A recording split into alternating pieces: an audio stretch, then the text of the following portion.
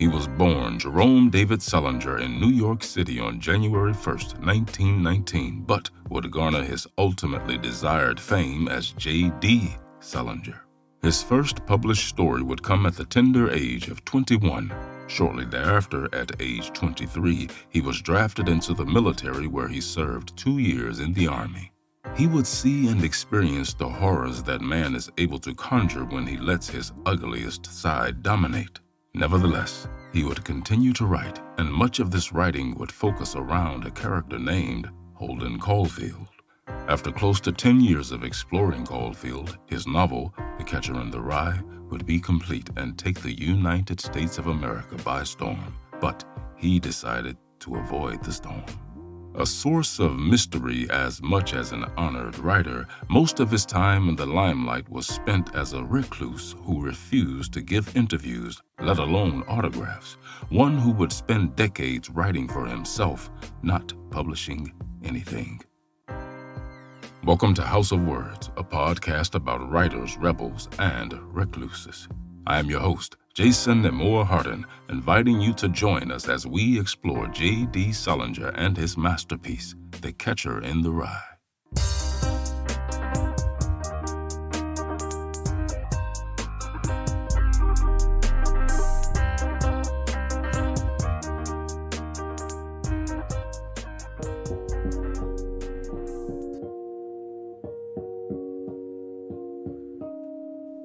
Quote, "How do you know you're going to do something until you do it?"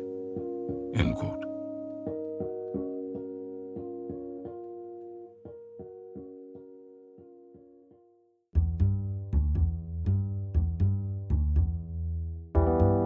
The year before his first story was published, Salinger attended Whit Burnett's short story writing seminar at Columbia University. Now, seeing his potential, Salinger's story, The Young Folks, appeared in Burnett's magazine, Story, in 1940 and was the beginning of a career as a short story writer. The fact that Story was a well-known journal known to publish up-and-coming literature talent, it attracted the eyes of the publishing community, including agents on the prowl for talent. Salinger was in the scope and soon signed with agent Harold Ober. At Ober's agency, Salinger was assigned Dorothy Olding.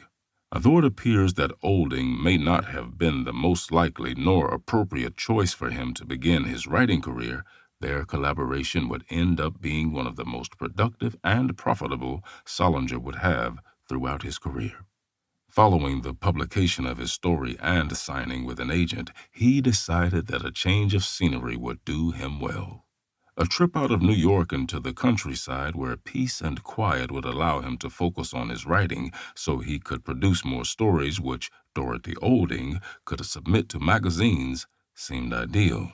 He stayed in Cape Cod for a few weeks, but by August 1940, he'd continued his travels into Canada, where on August 8th, he mailed a postcard to Whit Burnett from Murray Bay, a resort in Quebec.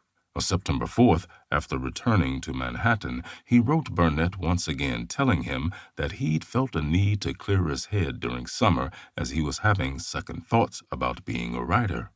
He informed him that he was back now and that he was toying with the idea of writing an autobiographical novel. With a newfound determination to give writing everything he had, also came the name he would be known for, J.D. Salinger. Later, when a woman asked him what the J and the D stood for, he smiled widely and said, "Juvenile delinquent." Good one. Well, already by September 19th, he was finding his groove and actually experimenting with a technique he would later be known for. He'd recently pulled out an old story of his called The Survivors and was analyzing it, in particular the ending. He admired how it was left open, unresolved, and therefore open to interpretation. He hoped that his ambiguous endings would lead readers to ask more questions about the characters and the events they'd just read about, challenging them. He ended 1940 on a positive note with the publication of his second published story, Go See Eddie, in the month of December, which gave the young writer the needed tenacity to keep working to make something of himself in a business filled with ups and downs, more often downs, than ups. In the spring of 1941, still living with his parents in their apartment, he was struggling to make ends meet. Though he had 2 stories in print, neither had paid particularly well, which meant he needed to sell more stories. A Collier's magazine bought his story, The Hang of It, and ran it in their July 12th issue in 1941, providing some much-needed income. Earlier that same year, a character had come to him, a character he had long looked for, the character that would change his career, Holden Caulfield. The first story Caulfield appeared in was Slight Rebellion of Madison, where the character appears as somewhat a regular teenager. Salinger writes about Caulfield living in New York, coming home from prep school, greeting his mother, then meeting his girlfriend, Sally Hayes, for a drink and a dance on the town where they tell one another that they love each other. It's very much a reflection of what is expected from young adults at the time. It's implied that he will finish prep school, go to college, marry Sally Hayes, get a respectable job, buy an appropriate apartment, and have children who will be raised to be like their parents. Good luck with that. Well, at least that's what Holden is supposed to do. However, Holden is in the middle of an emotional meltdown. Over drinks, he bares his soul to Sally in a long monologue during which he confesses he hates, quote-unquote, everything. He tells her that he hated living in New York, that he hates Fifth Avenue buses and Madison Avenue buses, and plays and movies and fitting sessions at Brooks Brothers. Everything. He then tells Sally that he wants them to leave New York for Vermont, where they can live in a cabin by way of the money he has. And when the money has run out, he tells her that he'll get a job and they'll live in the country. Sally, on her end, can't grasp where this rebellion stems from. "You can't just do something like that," she tells him. Well, the story ends with Holden making a drunken telephone call in the middle of the night to tell Sally that he will join her to trim her Christmas tree as planned. It seems like Caulfield has given in to the fate lined up for him, but still one gets a sense that he won't be able to stick to it, that he needs something more. Now, J.D. admitted years later that Holden was in fact an autobiographical character to some extent. The drunken call to Sally, for instance, was based on a call he himself made in his youth. Later still, he argued that by basing his characters on real people, he made them sound real in the mind of his readers. Holden Caulfield was in fact such a prominent character in his mind that Salinger started another story about him right away. Naturally excited about the story, he urged Dorothy Olding to submit it to the New Yorker as soon as possible. In November 1941, much to his surprise, the editors at the New Yorker accepted it. Wanting to break into the pages of the New Yorker since he had begun writing, he was overjoyed. However, it would not prove to be so easy. As the magazine was preparing to publish his story, Pearl Harbor was attacked by Japan on December 7, 1941. Within hours, the U.S. declared war on Japan. The start of the war meant that the editors of the New Yorker did not feel it was appropriate to publish a story about a neurotic teenage boy whose slight rebellion is prompted by the fact that he has become disenchanted with the life he leads as the son in a wealthy family in New York. So with that, the New Yorker postponed Salinger's story indefinitely. Moreover, at 22 years old, J.D. Salinger was prime material for the military. A minor heart condition which hindered him when he tried to enlist earlier in 1941 would be of no concern now that the U.S. had joined the Second World War.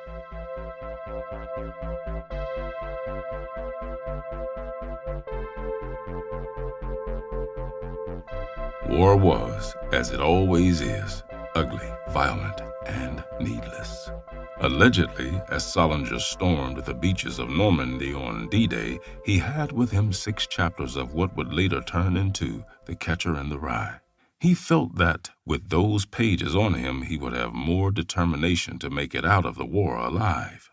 And between battles, he worked away on short stories whenever he could, often writing with the help of a flashlight while his comrades slept.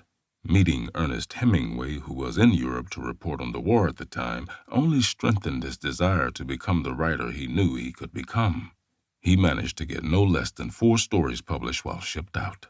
These stories would be published in Story Magazine and the Saturday Evening Post as he continued to be rejected by his big whale, the New Yorker.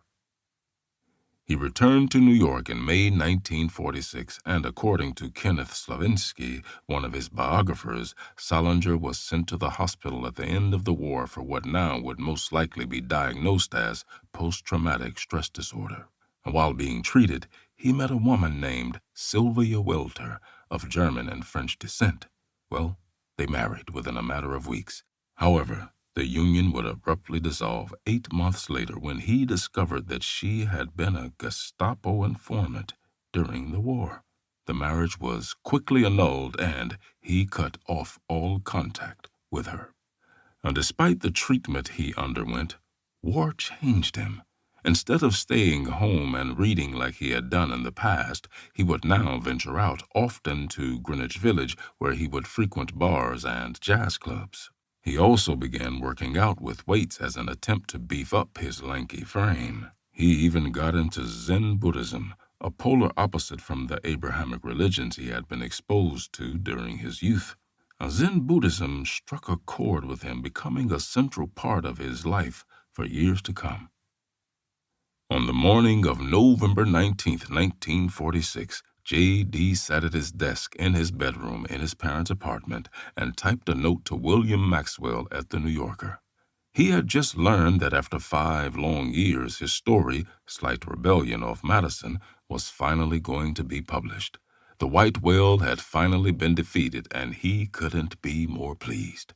He made a few changes to the story, and off it went to the press, being published just in time for the Christmas edition of the New Yorker on December 21st.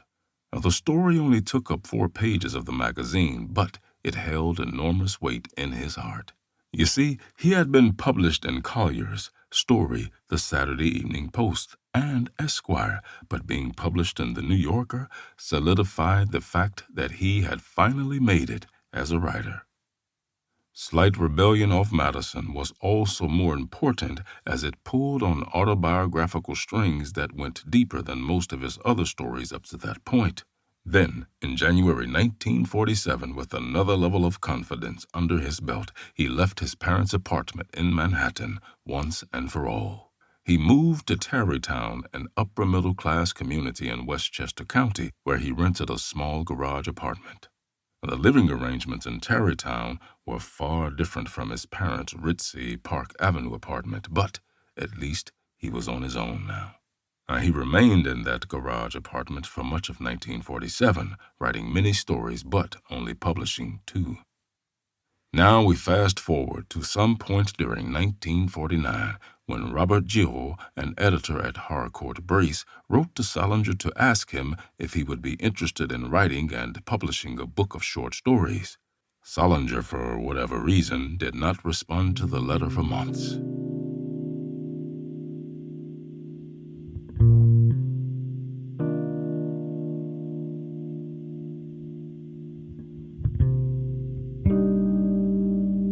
The year 1950 would prove to be a pivotal one. He had been writing and editing and rewriting his novel about Holden Caulfield for a decade by this time.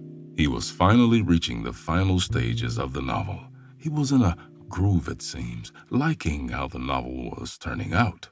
During that summer, he worked away in various locations. Shutting the world out was priority 1, and from the house he was renting in Westport, Connecticut, to the Manhattan hotel rooms, to the office of Carol Montgomery Newman at the New Yorker, he seemed unstoppable in his mission to bring Holden Caulfield truly to life. It only added to the pressure that so many of his readers were waiting in anticipation for his next piece. Nevertheless, determined to complete the novel, he set aside all other stories and published nothing until he had finished the novel that would bear the name The Catcher in the Rye. The task was quite a daunting one, however. Compiling and putting together disjointed stories that went as far back as 1941 was not easy. In the interim, he had experienced war, marriage, and divorce. His outlook on life as well as his philosophy on existence had been altered. It had matured, something that naturally changed how he viewed the stories he had written in his younger years. The challenge was to find a balance between the past and the present, between the Holden Caulfield then and the Holden Caulfield he was writing about now. How to weave together a story that would resonate with the Salinger of the past as well as the present. He began creating the pieces that would make up the puzzle at age 21. He was now 31. It was time to finish it. According to editor Robert Giraud, one day his receptionist rang his desk to tell him that J.D. Salinger wished to meet him in person. Giraud naturally accepted and remembered meeting a tall, sad-looking man with a long face and deep-set black eyes. Salinger told him that he did not want to publish a book compiling his short stories, not before he could publish the novel he was working on. Elaborating, he told Giraud that he could do the short story collection later if he wanted to, but he thought his novel about this kid in New York during the Christmas holidays should come out first. Giraud was surprised, but also delighted that Salinger had chosen him to work with. J.D. Salinger was a big deal by this point and could most likely choose any publisher in America to make a book deal with.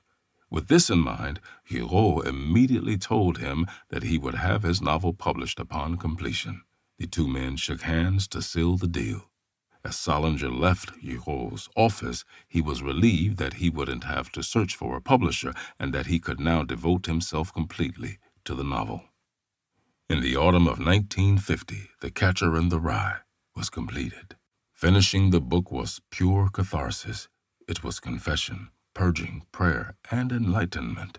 More than a collection of reminiscences or a tale of teenage angst, the novel was a cleansing event in J.D. Salinger's life.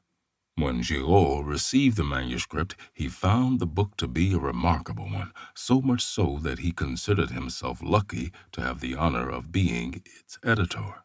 Though he saw great promise in it and felt it would do well, the idea of it becoming a bestseller never crossed his mind. Perhaps that was better for his morale, as there was a major bump in the road just around the corner. Giraud very much liked the novel and shook hands with Salinger in agreement. Giraud, however, had not considered how the vice president of Harcourt Brace Publishing, Eugene Renault, would react upon reading the novel.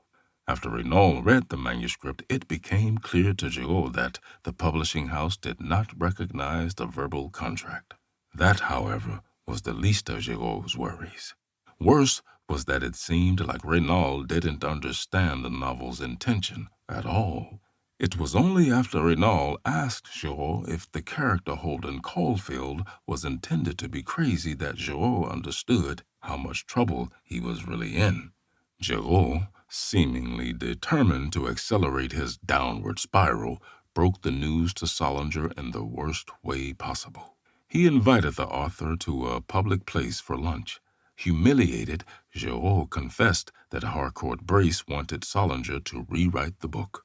Salinger was infuriated and deeply offended, but kept it under restraint through the lunch. But once he got home, he let his fury loose.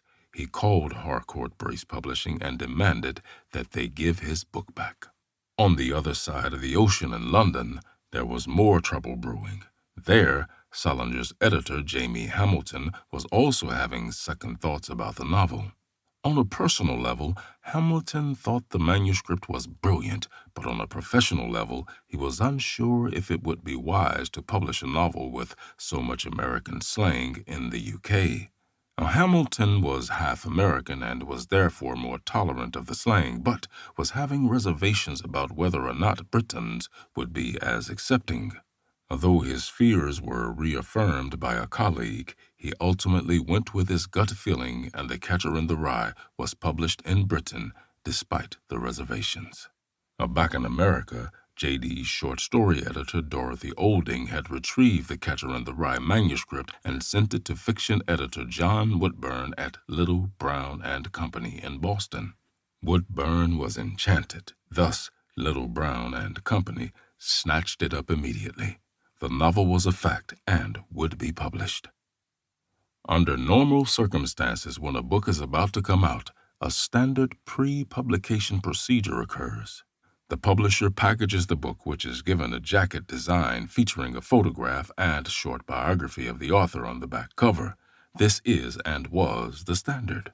As a matter of fact, it was a one-time neighbor of J.D. in Westport, Connecticut, one E. Michael Mitchell, who designed the dreamlike image of the red carousel horse for the cover. Now, J.D. would later refer to Mitchell and his ex-wife as two of his dearest friends he ever had. Now, while the cover was being put together, advanced copies of the book, called galleys, would be mailed out to magazines and newspapers for review, and journalists would be encouraged to write about the book and its author. In the case of The Catcher in the Rye, however, the pre-publication process did not proceed as it does with most books. For starters, the author demanded that Little Brown not send out any advance copies of the book, an unheard of request for a fiction writer to make. But since the galleys had already been shipped, he ordered the publisher not to forward him any of the book's reviews, neither the good nor the bad. In addition, he decided he would not do any publicity for the book either.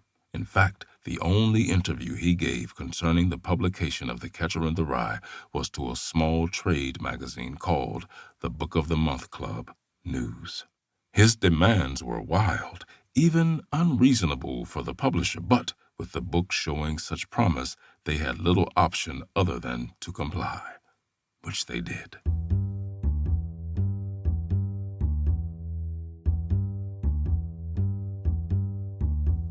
The 1951 publication of Catcher in the Rye brought phenomenal recognition and publicity to J.D. Salinger. The novel immediately sold well in America, and much to his surprise, it stayed on the New York Times bestseller list for 29 weeks.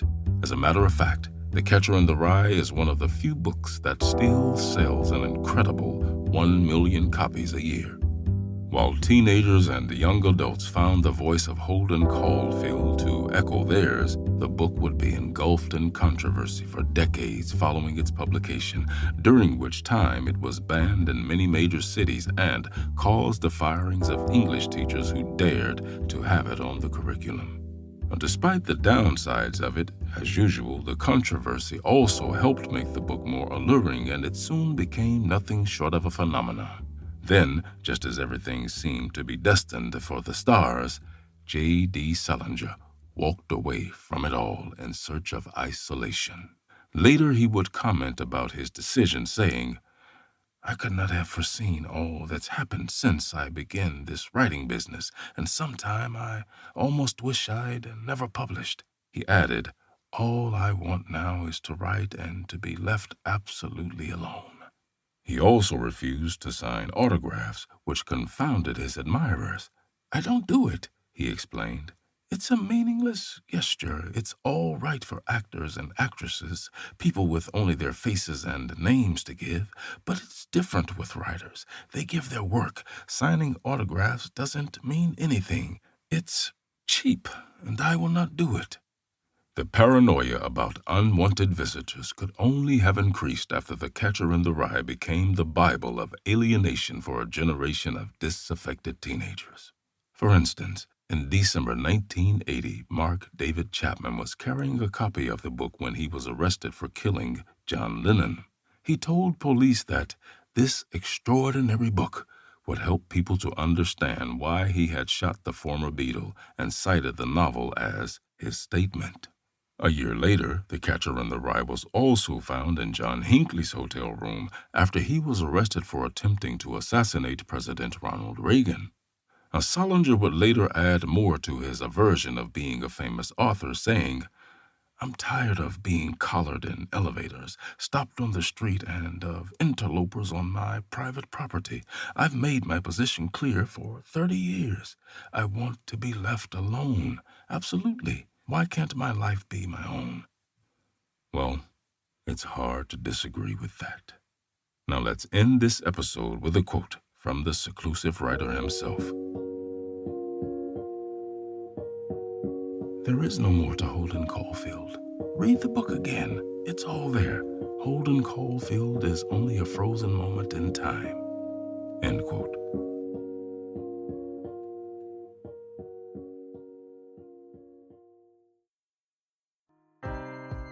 Thank you for listening. I hope you've enjoyed this episode and will spread the word about the podcast. Once again, I have been your host, Jason Nemore Harden. We here at House of Words ask that you please consider helping to make this show easier to produce and more frequent by contributing on our Patreon page at patreon.com/houseofwords or paypal.me/houseofwordspodcast. Alternatively, you can subscribe and encourage others to subscribe to our YouTube page at House of Words Podcast. Every little bit helps more than you might think. Until next time, keep turning those pages.